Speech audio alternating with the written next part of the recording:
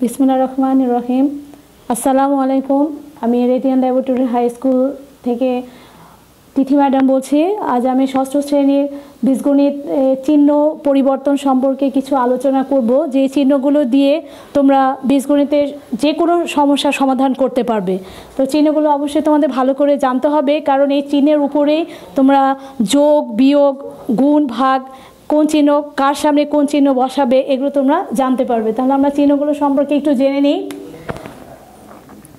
যেমন এটা হচ্ছে আমরা বাংলায় বলি যোগ, ঠিক আছে? তোমরা যারা ক্লাস ষষ্ঠ শ্রেণীতে পড়ো তারা যেহেতু ছোট, পঞ্চম শ্রেণী থেকে তোমরা যোগ, বিয়োগ, গুণ, ভাগগুলো শিখেছো। এখন কিন্তু তোমাদের বীজগণিত চলে এসেছে ষষ্ঠ শ্রেণীতে, তো সেই জন্য তোমাদের কিন্তু একটু বড় ধারণা তোমাদের একটু জানতে হবে। তো এটাকে যখন তোমরা ক্লাস 5-এ পড়েছো এটাকে বলেছো যোগ। এখন বীজগণিতের অঙ্ক বাংলায় যোগ বলবে, কিন্তু যখন তুমি এটা বীজগণিতের অঙ্ক করতে যাবে তখন এটাকে বলে প্লাস। এটাকে আমরা বাংলায় বলি কি বিয়োগ। এটাকে যখন তুমি বীজগণিতের চিহ্ন বলতে যাবে তখন এটাকে বলতে হবে মাইনাস।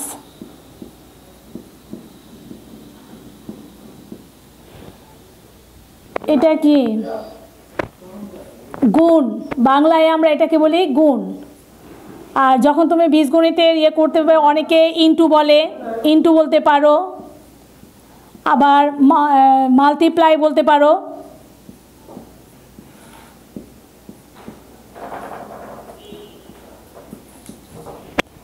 বাংলায় এটাকে আমরা বলি ভাগ।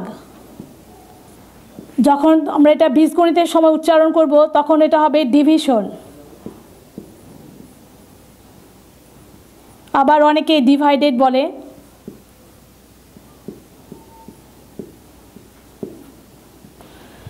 তাহলে এগুলো তোমরা ক্লাস 5-এ পড়েছো। এগুলো কি প্রক্রিয়া প্রতীক চিহ্ন, যোগ, বিয়োগ, গুণ, ভাগ, এগুলো কি প্রক্রিয়া প্রতীক চিহ্ন। এগুলো কিন্তু তোমরা ক্লাস 5-এ পড়েছো। তো তাহলে একটু আমরা আরেকবার একটু মুখে মুখে শুনে নিই। যোগ ইংলিশে এটাকে আমরা বলবো প্লাস, বিয়োগ এটাকে আমরা ইংলিশে বলবো মাইনাস, গুণ এটাকে আমরা ইংলিশে ইনটু বলতে পারি, মাল্টিপ্লাই বলতে পারি, ভাগ এটাকে আমরা ইংলিশে বলবো হচ্ছে ডিভিশন অথবা ডিভাইডেড। এখন এই চিহ্নগুলো আমরা কিভাবে পরিবর্তন করব। যেমন ধরো এখন আমরা চিহ্নটা বুঝবো কিভাবে। মনে করো একটা সংখ্যা দেওয়া আছে 4x, তারপরে দেওয়া আছে 2x, তারপরে দেওয়া আছে মনে করো 3y। এখন চিহ্নটা কিভাবে ধরতে হয়, অনেকেই যেমন ধরো এটা কিন্তু অনেকে ভুল করে। এই যেমন 3y, এখন যদি তোমাকে বলা হয় যে 3y এর চিহ্ন কোনটা, সবসময় চিহ্ন থাকে কোথায়? সংখ্যার বামে, যে কোনো সংখ্যার বামে।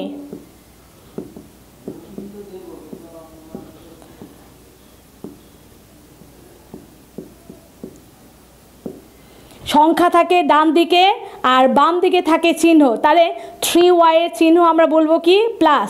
যেমন 2x, এটা আমার হাতের ডান দিকে আছে, তাহলে 2x এর চিহ্ন আমার কি মাইনাস। তারপর এখানে 4x হাতের ডান দিকে আছে, 4x এর বামে কিন্তু কোনো চিহ্ন নেই। তো আমরা জানি যে কোনো চিহ্ন যদি না থাকে,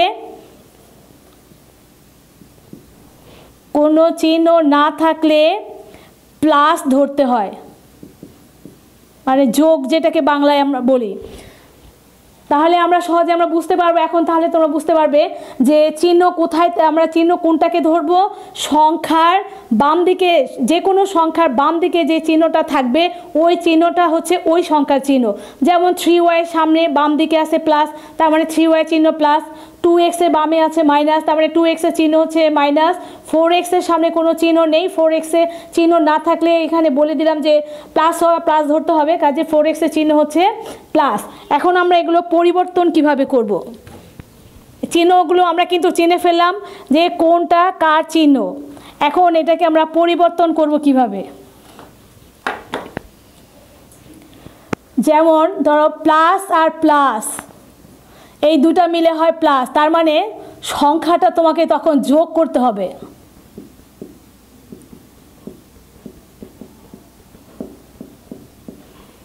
এরপরে একটা প্লাস একটা মাইনাস যদি থাকে তখন তোমাকে বিয়োগ করতে হবে।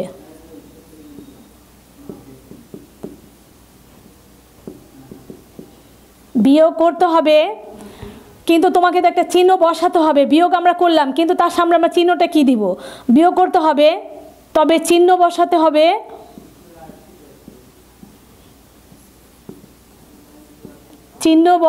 হবে বড় সংখ্যার সামনে যে চিহ্ন থাকবে, বড় সংখ্যার সামনে যে চিহ্ন থাকবে।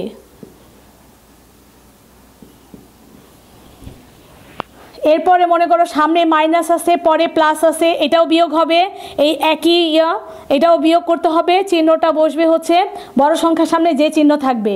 এরপর যেমন এই জিনিস, এইটা কিন্তু অনেকে ভুল করে, মাইনাস আর মাইনাসে যোগ করতে হয়, এটা ঠিক আছে, যোগ করতে হয়, কিন্তু চিহ্নটা বসবে মাইনাস। এটা খেয়াল করতে হবে। যতগুলো বিয়োগ চিহ্ন থাকে, শুধু 2টা না 3টা 4টা যতগুলো সংখ্যার সামনে মাইনাস চিহ্ন থাকবে সবগুলো সংখ্যাকেই তোমরা যোগ করবে, কিন্তু তার আগে চিহ্নটা তোমাদের বসাতে হবে মাইনাস। এই কিন্তু কয়েকটাই চিহ্ন। তার এই চিহ্নগুলো যদি তোমরা ভালো করে মনে রাখতে পারো তাহলে কিন্তু সৃজনশীলের যে কোনো অঙ্ক আসলে তোমরা করতে পারবে। তাহলে আমরা আরেকবার একটু আলোচনা করি। প্লাস আর প্লাসে হয় প্লাস, সংখ্যাটা যোগ করতে হয়। প্লাস আর মাইনাস, কোনো সংখ্যার সামনে একটা প্লাস আর একটা মাইনাস আছে, তখন আমাদের বিয়োগ করতে হবে। আর চিহ্নটা আমরা বসাবো যে বড় সংখ্যার সামনে আমার যে চিহ্নটা থাকবে সেই চিহ্নটা। এরপর প্রথম সংখ্যার সামনে মাইনাস আছে, পরটাতে প্লাস আছে, তখনও আমরা বিয়োগ করব। আর এখানেও আমরা ঠিক এটি বিয়োগই করতে হবে, তবে চিহ্নটা বড় সংখ্যার সামনে যেটা থাকবে সেটা হবে। এরপর কোনো সংখ্যার সামনে যদি 2 বা তার বেশি সংখ্যা আগে যদি তোমাদের মাইনাস থাকে, সংখ্যাটা যোগ করব আর চিহ্নটা আমরা মাইনাস বসাবো। তাহলে এই যে আমি যেগুলো লিখলাম, তাহলে এগুলোর উপর দিয়ে তোমাদের একটা করে এক্সাম্পল দিয়ে দিই, তাহলে তোমাদের বুঝতে আরও সুবিধা হবে।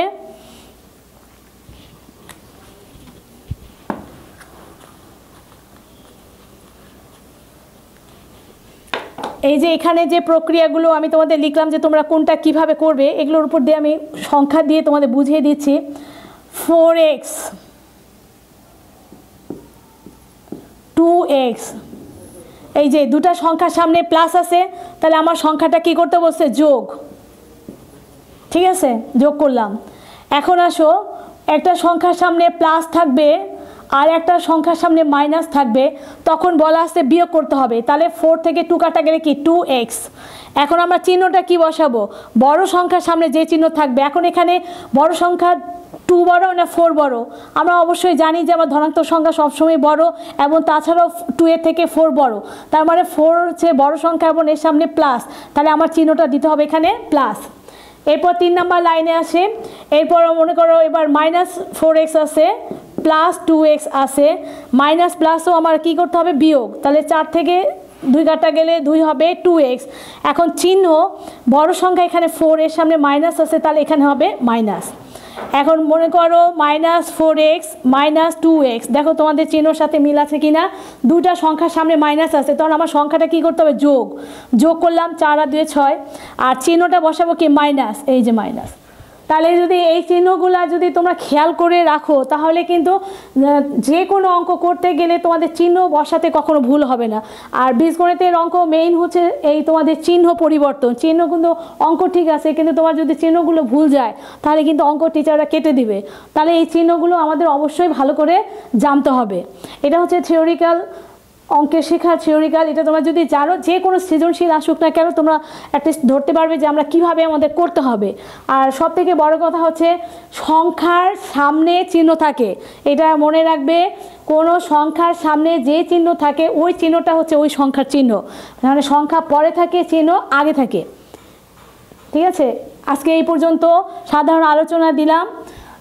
এর পরবর্তীতে তোমাদের কোনো অধ্যায় যদি প্রয়োজন হয় বা কোনো অধ্যায়ে সমস্যা থাকলে তোমরা চ্যানেলটি আমাদের সাবস্ক্রাইব করে কমেন্টস করবে, অবশ্যই লাইক করবে। যদি ক্লাস তোমাদের পছন্দ না হয়ে থাকে ডিসলাইক করবে, অসুবিধা নেই, কিন্তু তারপর আমরা দেখে নিব যে ভালো পরবর্তীতে আরও ভালো কিভাবে করা যায়। আশা করছি তোমরা বুঝতে পেরেছো। তোমরা নিজেরা দেখে নিজেরা বারবার যদি 2-3 বার এটা পড়ে থাকো তাহলে দেখবে যে অটোমেটিক তোমাদের এটা মুখস্থ হয়ে গেছে এবং কোন চিহ্ন আমরা কিভাবে বসাবো ওটা আমরা জানতে পারবো। পরবর্তীতে আমরা ডিটেলস ক্লাস নেব।